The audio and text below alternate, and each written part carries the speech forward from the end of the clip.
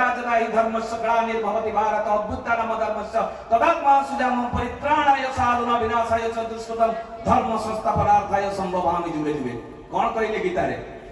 कहले जेतेबेले ग्लानि हेबो मु आसीबि। मना कले कि कृष्ण मना कले मु आसीबिनि बोली मना कले गीता रे ना, कहि क्लियर कर देले। सेहिति पई तो 26 टा अवतार, कच्छप अवतार, मत्स्य अवतार, वराह अवतार, कूर्म अवतार, राम अवतार, कृष्ण, जीशु, मोहम्मद, रसूल, चैतन्य महाप्रभु श्री ठाकुर ग्रहण करछन।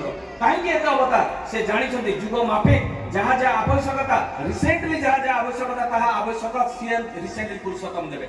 हमर जेतेबेले मोबाइल जेतेबेले फास्ट बारिला पुराना वर्जन थिला, किंतु आजिरो डेट रे 5G बारिला, माने recently up to date.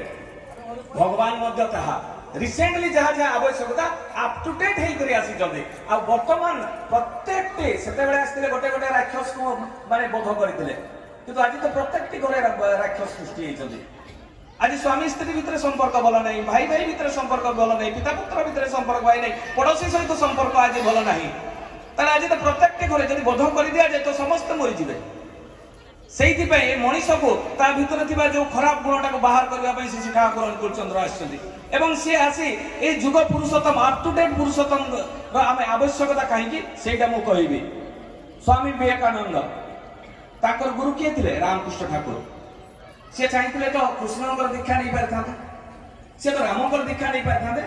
Swami Vivekananda को किए न जाने, ताको नारे कॉलेज स्कूल विराट विराट बहुत पिला माने ताको आइडियोलॉजी बोली मानंती। रामकृष्ण ठाकुर दीक्षा नहीं थिले बोली ताकर पथ से निर्देशित जहा जहा कथा मानि थिला बोली का आज विश्व सारा तांको जानंती। एटा होची रिसेंटली प्रॉफिट बा पुरुषोत्तम को धरिबार आवश्यकता। ता माने कोन रिसेंटली प्रॉफिट को धरि देले राम को छाडी देबा कृष्ण छे ना। সেই গীতার কথা সর্বধর্ম পরিত্যাজ্য মামেকং শরণং ব্রজ অহং তং সর্বপাপমোক্ষমাশুচম।